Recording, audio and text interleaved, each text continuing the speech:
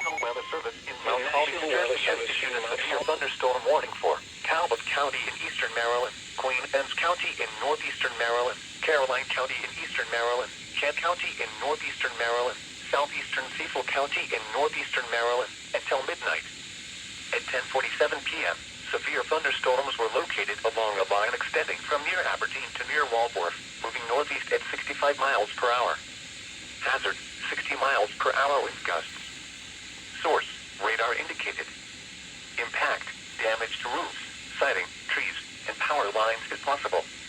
Locations impacted include Easton, Centerville, Talbot, Chestertown, Denton, Centerville, Romancoke, Federalsburg, Greensboro, Oakland, Ridgely, Rock Hall, Trapp, St. Michael's, Churchill, Preston, Cecilton, Oxford, Millington, and Settlersville. For your protection, move to an interior room on the lowest floor of a building. This severe thunderstorm may contain little or no lightning. Do not wait until you hear thunder before taking cover. Repeating, a severe thunderstorm warning until you hear thunder before taking cover. The following counties in Maryland: